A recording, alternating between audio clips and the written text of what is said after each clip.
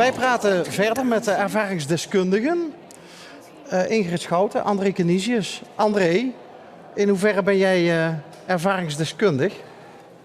Ervaringsdeskundige. Mijn moeder die is 4,5 jaar dementerend. En ze zit momenteel in Sevagram in Heerlen in een gesloten afdeling. Daar is een unit waar 10 mensen wonen. En ze hebben 10 verschillende units, dus er zitten 100 mensen die zitten daar dus... dat ze niet naar buiten kunnen, om het zo te zeggen. Dat doe ik 2 dagen vrijwilligerswerk. Ik zit ook nog in de cliëntenraad voor alle mogelijke probleempjes eventueel op te lossen en die er zijn.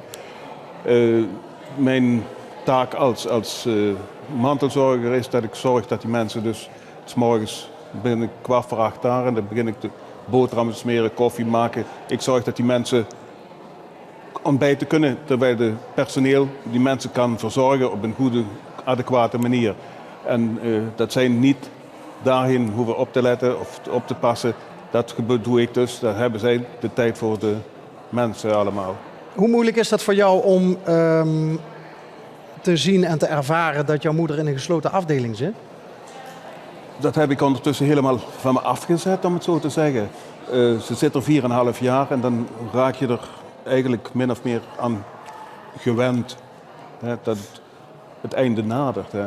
Mijn moeder is 96, dus lang zal ze niet meer hebben. En ik heb me er eigenlijk in verzoend dat het op een gegeven moment kan gebeuren. En voor mezelf heb ik dat hoofdstuk afgesloten. Ik kan ermee leven. Je hebt er vrede mee? Ja. Ingrid, gesloten afdeling. Ja, dat komt jou bekend voor, hè? Jazeker, het bezorgt mij nog steeds kippenvel als ik de term hoor. Want jouw moeder ging, omdat het niet anders ging, van haar appartementje, waar ze ongeveer ruim 3 jaar woonde, Ja. Naar een gesloten afdeling, ook in Hartje Roermond. Ja. Maar dat heeft jou enorm veel moeite gekost om haar los te laten. Ik vond het tot op heden de allermoeilijkste beslissing die ik in mijn leven heb moeten nemen. En ook de meest moeilijke dag van mijn leven. De dag dat ik mijn moeder moest vertellen dat er vanaf dat moment een einde zou komen aan haar vrijheid. En dat ze vanaf dat moment niet meer zelfstandig zou kunnen leven. Jouw moeder was een hele bekende dame in het Roermondse. Sigarenwinkeltje. Ze had een parfumeriezaak ook, hè? Ja, heel klein. Heel klein. vroeger. Ja, maar ze was een heel bekend iemand hier in... Ja. Zakenleven, ja. Ja, ze liep vroeger met jou hier door het centrum. Op een gegeven moment liep jij met haar door het centrum. De rollen werden omgedraaid. En dat is zoals ik het ervaren heb in de tijd dat je begint. Je moeder neemt jou aan de hand. Voedt jou op, klein kind tot volwassene. Dan ben ik in de beurt met mijn kinderen. Loop ik met mijn dochters door de straat. En de tijd gaat verder. En op een gegeven moment liep ik met mijn moeder door de stad. En ik vervulde eigenlijk de rol die zij normaal gesproken had moeten vervullen. Je hebt er een boek over geschreven. Over de weg die jij met je moeder en ook de omgeving natuurlijk bent gegaan. En vooral wat voor een impact dat op jou gehad heeft. Als je het nog een keer over zou mogen doen, wat zou je dan anders doen? Want je hebt je moeder helemaal door dat proces heen begeleid, jouw man ook. Maar het kwam vooral ook bij jou neer. Wat zou je anders doen? Als ik achteraf naar het proces kijk, dan kan ik eigenlijk concluderen dat ik misschien te veel bovenop haar gezeten heb. Dat ik haar als het ware gepamperd heb. Dat ik haar niet de ruimte gaf om fouten te maken. Zoals je ook een kind eigenlijk de ruimte moet geven om fouten te maken. En dan doe je het met de bedoeling dat het kind groeit en leert van de fouten maken. Nou, die hoop heb je niet meer bij iemand die dementerend is.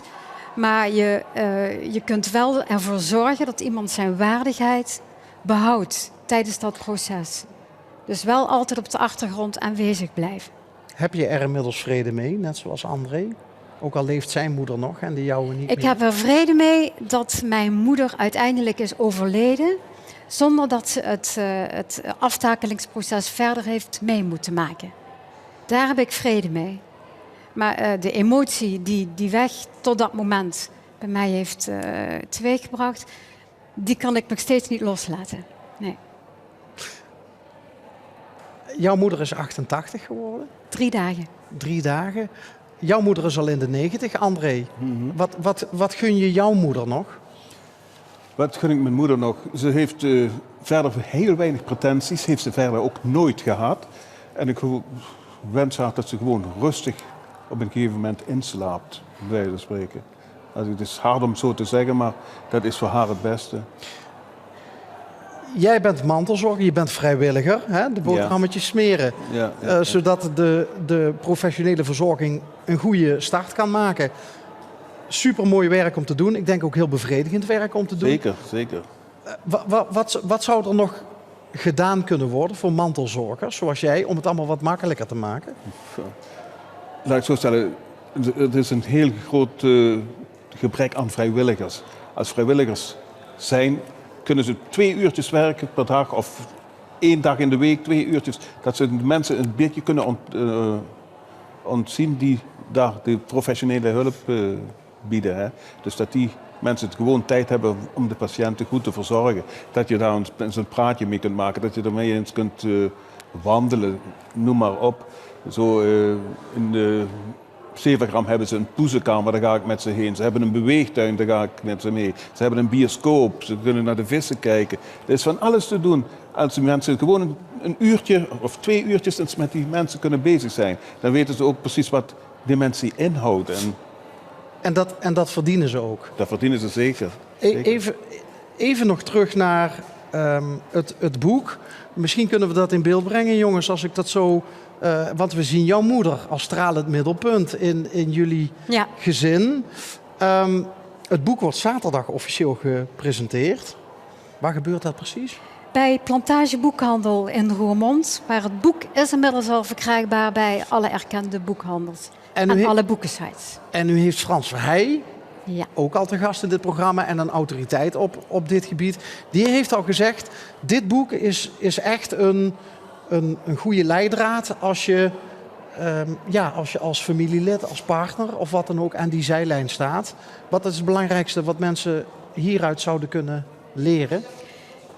Ik denk dat mensen door het boek te lezen zich kunnen voorstellen wat voor een emotionele weg iemand gaat die zo nauw betrokken is bij een dementieproces, bij iemand waar die zoveel van houdt. En professor Verheij heeft begrepen dat ik precies heb opgeschreven zoals ik het gevoeld heb. En meer uit mijn ziel kon het niet komen. Nee. Ik heb het gelezen en als er iets blijkt uit dit boek, dan is wel hoeveel je van je moeder hield en houdt. Dank je wel dat jullie hier allebei te gast waren.